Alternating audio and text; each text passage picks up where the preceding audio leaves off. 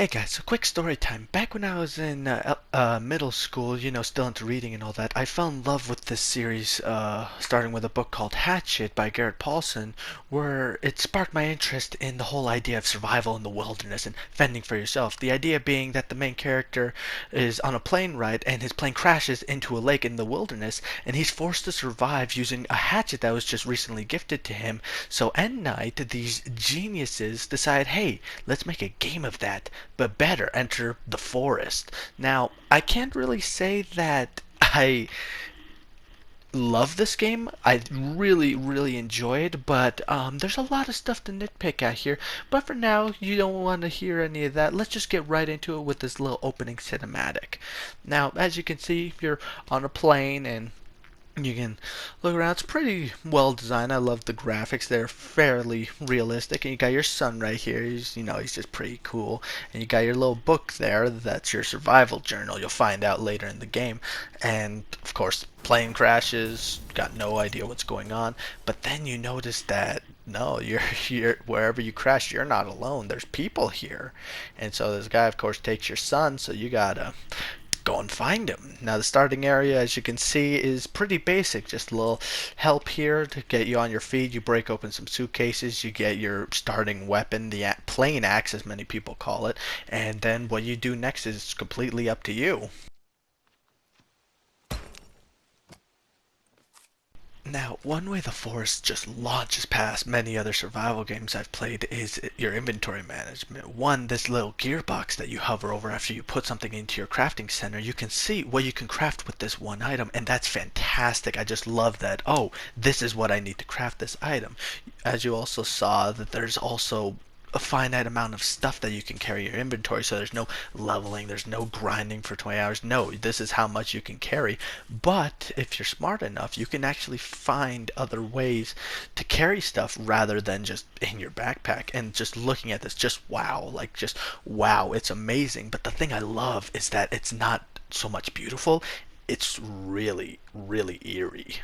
Now, soon enough you'll stumble upon these camps, and again you'll notice more of these people here that at first they're not going to bother you. They'll come over, check you out, but then they're just going to run away. They're not interested in you. But it's very unnerving because you think, oh god, are these people, are they going to attack me? Are they going to fuck me up? And truth be told, they're going to eventually. But what's nice about these camps is that going through them, you'll usually find stuff that is better than just crafting it yourself. Like you can find little helper stuff here, which makes exploring these camps really nice. And that's why I love this game. Exploration really rewards you in the sense of the more risk you take looking for something, the more likely it is that you're going to find something that you really need. And that again brings us to these caves, which you'll find around the place. Now no one wants to go in there, but unfortunately eventually if you're in a single player match, you might succumb to the enemies. Now what I love is that you don't die right away. Now this doesn't need to happen. You don't need to encounter this cutscene at all. But what's nice about it is it gives you more sense of, wow, there's so much more going on here than just, oh, survive, avoid these people, and keep on going. So you get back in and yeah, you're strung up somewhere. So main idea is you look around. Now I want to emphasize, this happens again, you're gonna be a pile of body parts and not strung up from the ceiling. But what I love about doing this is that it again enforces explore. Don't just stick to what's familiar. Explore, because looking just right here, you find useful items. You can find different tools. You can find different stuff to help you, and you can find lore of what the hell's been going on here. Like, no, this isn't just some island. There's something going on here. There's something more to this than just cannibals and survival.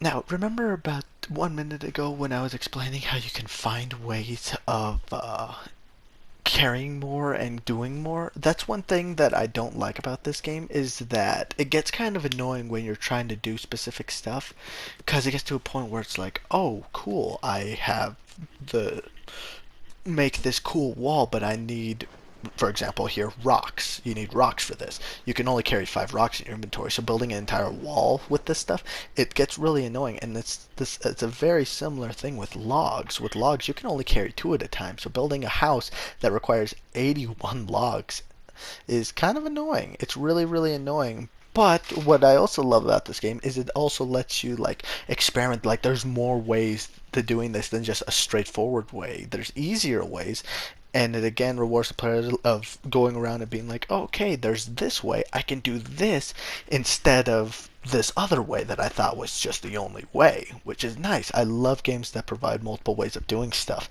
Now, in terms of the combat, the cannibals can get kind of annoying. Like, one big thing about them that you'll notice is that they are unrelenting. Like, almost every day in game, you will encounter cannibals, and it's a pain in the ass because, like, yeah, they're an enemy. I have to deal with them, but I also want to be like working on my house, working on like figuring out what the heck I'm gonna do, worrying about food and water and all this other stuff that I'm doing. So I mean, it just depends on what your point of view is on it.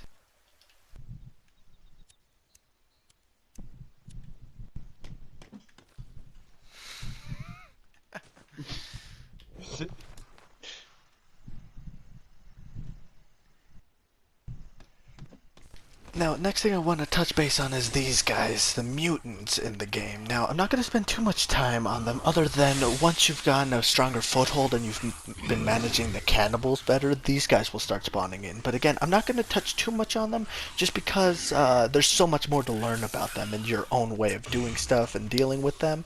So I'll let you guys for sure try that out in the game yourself because it's definitely a lot more interesting when you have to try and deal with this yourself. I remember the first time I dealt with these guys, I freaked out and immediately slept to skip the night so that I don't have to deal with them. Now, falling back on something I find a little bit annoying is your need for certain resources that including certain animal skins. You need certain animal skins in order to craft certain stuff, like not just tools or like more containers or whatever, but also like just beds and stuff like that. And it gets a little annoying because yes, it's one, it's a source of food, but two, I don't want to just spend forever looking for freaking boars somewhere in order to craft a rock bag to carry more rocks. I got your friend. We're gonna bone him. Please don't use that term again.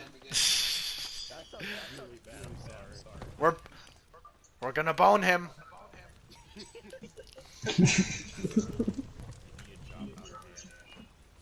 Give me his hands! Russ!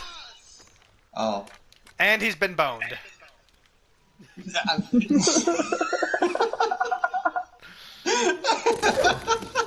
What? See, and now we're just no. I'm taking these. No, I need the arms. Okay, this guy doesn't have no arms.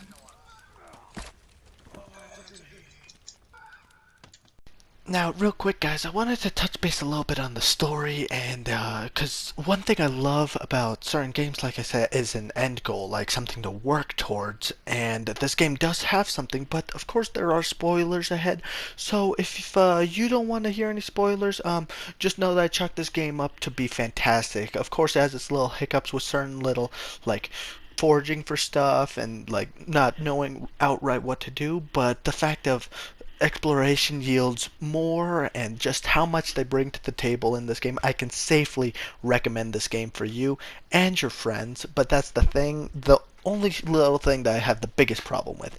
The fact is that this game is much more fun with friends, as most games should be. But once you go with friends, you can't really go back to single player because it's just not the same. But yes, all in all, great game. I definitely have to rank this one a 3 out of 5. Like, just wow, this game is something amazing. But this is your last chance to skip the spoilers, so okay, you're good.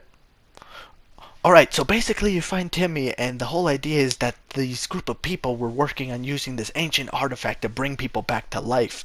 Now, in order to bring him back, you need to put in another person into here. Of course, you're not going to step in there for him. You're not that selfless. So you find this little girl, and you're like, okay, we'll put you in the... Okay. No, that's a no. I think... Okay, well, Now you have a boss fight. So you fight this girl, you put her in the thing, but you find out later that no, you can't just use a dead subject. You have to use a living one. So then it provides you with this moral choice. You either choose to end the game by crashing another plane that shows you how your plane actually crashed, and you can either choose to crash this plane and save your son, or let him go, let the plane go, and you're stuck here on the island. But, but I guess that choice is up to you guys.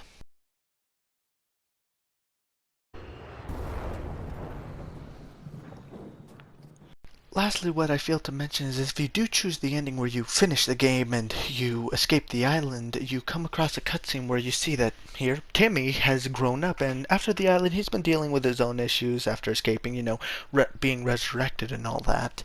But what I love is that when they released this ending, they teased a little something. Side 2, and this had many people speculating over sequels or DLC, but no, recently N Night just released a trailer for Sons of the Forest, which just looks exciting and just as creepy as the original. And I hope that they stay true to that. Keep the creepiness, the eeriness, and the excitement of the original alive, because this game is amazing.